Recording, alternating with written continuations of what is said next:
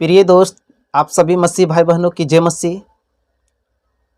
मैं आप लोग के लिए रायरी अध्ययन बाइबल से परमेश्वर का पवित्र वचन लेकर आए हैं, जो आप लोग के बीच में शेयर कर रहे हैं। आप लोग विश्वास के साथ यह वीडियो को पूरा देखें और परमेश्वर से आशीष पाएं। आज का टॉपिक है, हम किसी मनुष्य में से दुष्ट आत्माएं को कैसे निकालें। यदि किसी मनुष्य में शैतान प्रवेश कर जाते हैं तो हम उस मनुष्य में से शैतान को कैसे निकालें। बहुत से विश्वासी हैं, बहुत से पास्टर लोग हैं जो शैतान को नहीं निकाल पाते हैं। आज भी बहुत से ऐसे लोग हैं, बहुत से ऐसे पादरी हैं, बहुत से ऐसे पास्टर हैं जो दुष्ट आत्मा को सामना नहीं कर पाते हैं। यदि किसी मनुष्य में शैतान आ जाता है, बहुत से लोग घबरा जाते हैं। तो प्रिय मसीह भाई बहन, आज हम जो वचन आप लोग के लिए दे रहे हैं, यदि उस वचन को अपने जीवन में लागू करते हैं, आप निश्चित किसी मनुष्य में से दुष्ट आत्मा को निकाल सकते हैं। तो आज का टॉपिक है कि हम शैतान को कैसे निकालें।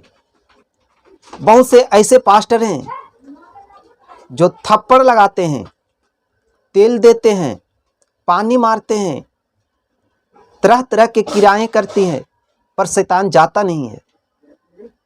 दोस्त, मार पीट करने से शैतान नहीं जाएगी। शैतान को भगाने के लिए हमारे अंदर सामर्थ्य चाहिए, परमेश्वर का सामर्थ्य चाहिए, पवित्र आत्मा का वरदान चाहिए, हमारे अंदर वो शक्ति चाहिए, तब हम शैतान को निकाल सकते हैं। हम अपना ताकत से, अपना बल से शैतान को हरा नहीं सकते हैं, शैतान को मारपीट नहीं कर सकते हैं। तो प्रिय दोस्त, हम आप लोग के एक वचन शेयर कर रहे हैं जो मरकुस 1 अध्याय और इसका 25 वचन में लिखा है। यीशु ने उसे डांट कर कहा, चुप रह और उसमें से निकल जा। यीशु ने उसे डांट कर कहा, चुप रह और उसमें से निकल जा। यीशु मसीह शैतान को डांट कर बोला कि उसमें से क्या हो जा, निकल जा। अगला वचन पढ़ेंगे। तब अशुद्ध आत्मा उसको मरोड़कर और बड़े शब्द से चिल्लाकर उसमें से निकल गई। तब अशुद्ध आत्मा मरोड़कर बड़े शब्द से चिल्लाकर उसमें से निकल गया। प्रिय दोस्त, हम यहाँ पे देखते हैं कि प्रभु यीशु मसीह ने शैतान को हुक्म दिया कि उसमें से निकल जा। तब अशुद्ध आत्मा क्या हुआ, निकल गया। प्रिय दोस्त, मसीह भाई बहन, जब यीशु मसीह ने शैतान को हुक्म दिया, आज्ञा दिया, और शैतान ने क्या हुआ, उस मनुष्य में से निकल गया। तो हम देखते हैं कि हमारे अंदर ये वरदान इस तरह से होना है कि यदि हम भी शैतान को हुक्म दें, दुष्ट आत्मा को हुक्म दें, और दुष्ट आत्मा चला जा, उस मनुष्य में से निकल जाए, तो हम कैसे शैतान को निकाल सकते हैं। आइए हम आपके एक पवित्र वचन दे रहे हैं। यदि इस वचन को अपने जीवन में लागू करते हैं तो निश्चित दुष्ट आत्मा जा सकता है। तो हम देखेंगे, एक वचन है इफिसियों 6 का 11। इफिसियों 6 का 11 वचन को हम पढ़ेंगे। उसमें लिखा है, परमेश्वर के सारे हथियार बांध लो कि तुम शैतान की युक्तियों के सामने खड़े रह सको। परमेश्वर के सारे हथियार बांध लो कि तुम शैतान की युक्तियों के सामने खड़े रह सको। दोस्तों, प्रिय मसीह भाई बहन, यह वचन में लिखा है इफिसियों 6 का 11 में कि परमेश्वर के सारे हथियार बांध लो कि तुम शैतान की युक्तियों के सामने खड़ा रह सको। हम सारे हथियार को जब तक नहीं बांधेंगे तब तक हम शैतान के सामने खड़ा नहीं रह सकते हैं, नहीं मनुष्य में से हम शैतान को निकाल सकते हैं। परमेश्वर के सारे हथियार, परमेश्वर के सारे हथियार क्या है? परमेश्वर की वचन को पालन करना, परमेश्वर की आज्ञा पर चलना, परमेश्वर ने जो हुक्म दिया है, जो आज्ञा दिया है, उसे मानना। बाइबल के वचन अपने मन में, अपने हृदय में रखे रहना, क्योंकि वचन ही प्रभु यीशु मसीह है।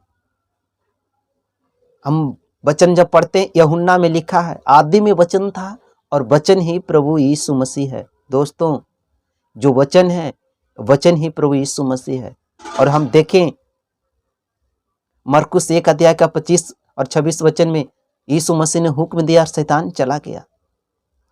तो जब तक हम पवित्र वचन को अपने मन में, अपने हृदय में पूरी रीति से नहीं रखेंगे, तब तक हम शैतान को किसी मनुष्य में से नहीं निकाल सकते, क्योंकि यीशु मसीह ने निकाला, शैतान को हुक्म दिया, चला गया। तो दोस्त, जो परमेश्वर का हथियार है वो वचन है। इस वचन को अपने हृदय में, मन में रखे रहना है और उस वचन पे ही हमें चलना है, तब हम शैतान को किसी मनुष्य में से निकाल सकते हैं। हम मार पीट कर, थप्पड़ लगाकर, तेल मारकर, पानी मारकर शैतान को दूर नहीं कर सकते हैं। दोस्तों, यही हथियार है जो परमेश्वर का वचन है।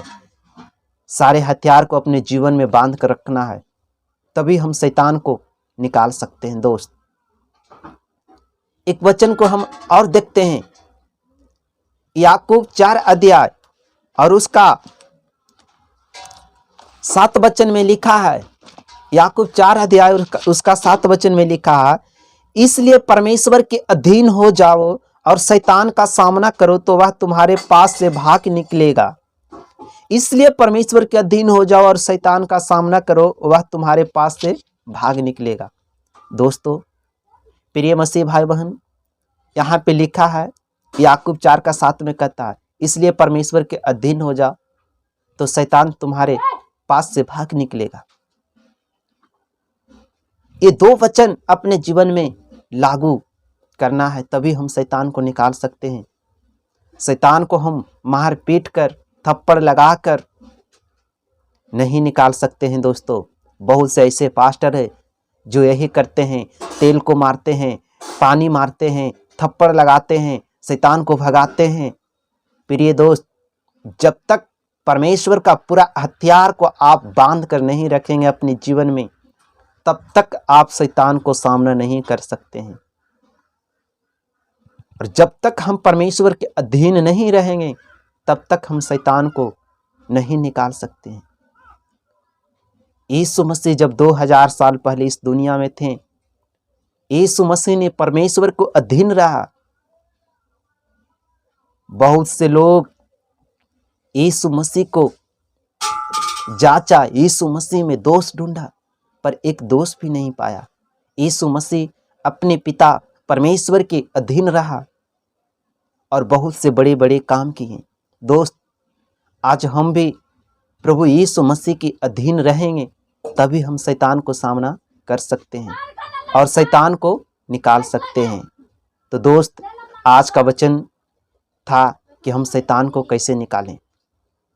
तो याकूब 4 अध्याय का 7 वचन और इफिसियों 6 अध्याय का 11 वचन को अपने जीवन में लागू करते हैं तो हम शैतान को निकाल सकते हैं। आइए हम एक छोटा सा प्रार्थना करते हैं आपके लिए।